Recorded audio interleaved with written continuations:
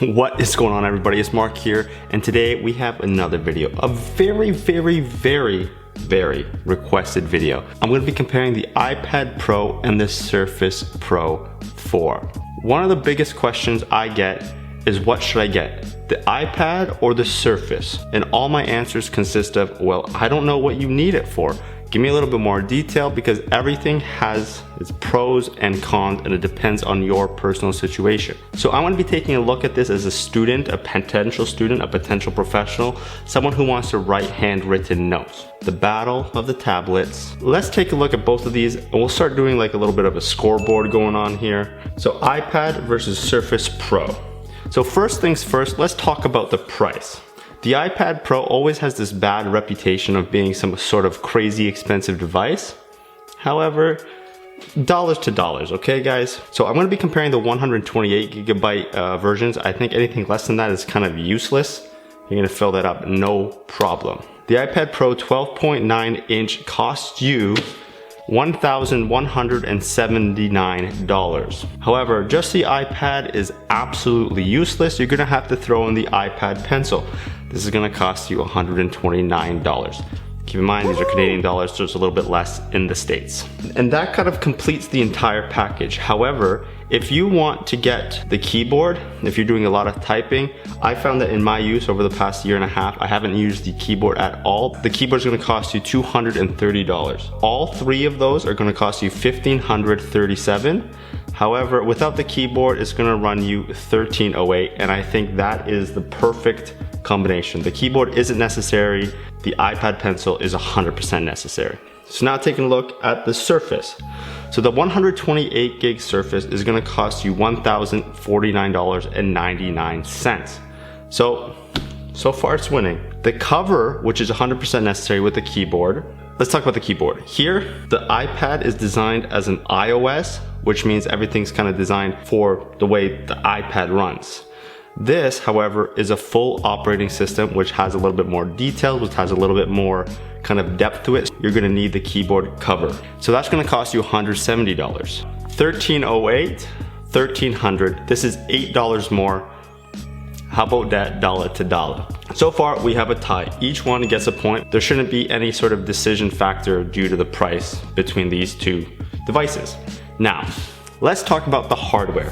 Hardware is what you're gonna be using day to day. This is what's gonna be in your hand and what you're gonna be touching. So let's start with the iPad. So the iPad's a little bit larger than the Surface, so that's gonna give you a little bit more screen real estate to play. It's a little bit thinner, which is kind of noticeable when you're actually writing. This is gonna be much easier to write with rather than this. You can take the keypad off to write here, and it'll be fairly similar. What do you do with the keypad how does it feel in your hands? So when you're writing, I personally like the view and the feel of the iPad a little bit more. That's one, because it has a bigger screen, so you're gonna have a little bit more screen real estate, like I said earlier. But also the appearance looks and feels a little bit more luxurious. The aluminum finish on the back, buttons, everything kind of feels a little bit more premium. That's kind of what I have to say about the iPad. So the Surface, you kind of get greeted by this nice suede keyboard. I love the look of this keyboard. Honestly, this keyboard really works for me. I really enjoy the feel of it. But the Surface, however, is kind of shaped a little bit thicker and a little bit more angular. Like there's more angles to it, which kind of gives it this rough feel, which is pretty nice, okay? Take it easy. The actual stand that this comes with, this infinity stand, is significantly better than even like any angle you want. You can set that up without even having a stand or anything that comes included, which is an awesome touch. I wish iPad had a little bit more adjustability in terms of viewing angles. However, I'm talking about this when it comes to handwriting or note taking. Both of these work. So once again, we have a tie. 2-2. So you're probably sitting there saying, Mark, what the heck are you talking about? There's a tie? What are you, some crazy person? The most important part is, what will it replace? So this is kind of where the Surface Pro takes the lead. I know, Apple fanboy, Microsoft taking the lead. The Surface Pro is an actual Windows device, a full operating system, Windows 10. You can do everything you can do on an actual computer on the Surface. The iPad Straight up, simply does not replace a computer. I thought long and hard, can this actually replace my MacBook? I use my MacBook every single day, not just for the video editing, really heavy Excel, really heavy word processing, combining PDFs, printing, things like that kind of aren't your day-to-day heavy usage. I use my computer 100%. This for me in class was 100%. If I ever needed to type something quickly, this did the trick. But what this does replace 100% of the time is your notebooks. Both of these. You can take notes on both the devices and everything is going to be great. The winner goes to the Surface. One disclaimer that I do want to make is that being an iPad user and being someone who's given a lot of advice to people looking for either an iPad or a Surface, if you have an existing computer, this will be 100% adequate for you. So if you have access to, let's say, a family computer, an office computer, a library computer, I think this will do the trick. So I haven't even turned on either device and I haven't shown you the biggest difference. This is where I think the iPad should get like 97 points. Here's the question and I'll give you the answer. Which one's easier and more convenient to use? The iPad. Here's why. Sure, I'm a fanboy, but I do admire great tech. If you haven't seen my last video reviewing and unboxing this, unfortunately this doesn't work for me. Here's the reason why. Because it runs Windows and it's fidgety. I've had it for a few days now, and every day I try something out, something goes wrong and I need to reboot. For instance, the other day, the keypad stopped working, and obviously all you have to do is reconnect. This morning, the touchscreen stopped working with the pen. I had to reboot and it started working again. The iPad, I've never rebooted at all for any reason other than the fact that it died.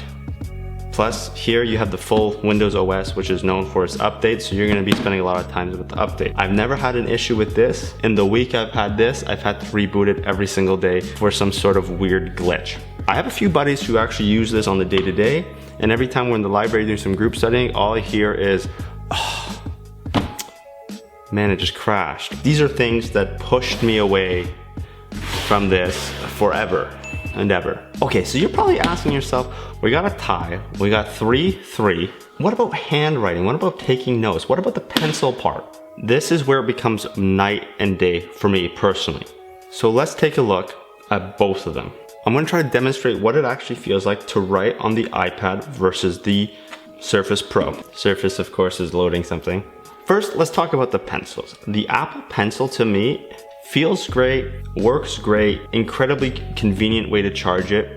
However, this pen here has great features like the erase. It has a little hook here so that you can put it on your shirt. It's a little bit shorter, so it's much more convenient to store. Apple, you should probably just add like a magnet or something to this. Just like the Surface, you can actually, Apple this, I almost lose every single day. So please help me out. But at the end of the day, I'm used to this, I'm not used to this, which is why it feels kind of funny.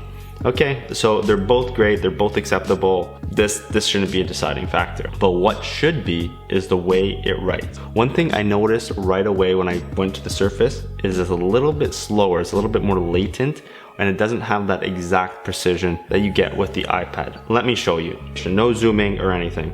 So if I go to the pen tool on the iPad, I can write within a line, no problem. Mark Stapf's YouTube channel. Okay, so that's what my handwriting looks like. It's pretty small, it's tight, it's within the lines. Now, let's go to the Surface. Okay, let me write the same thing.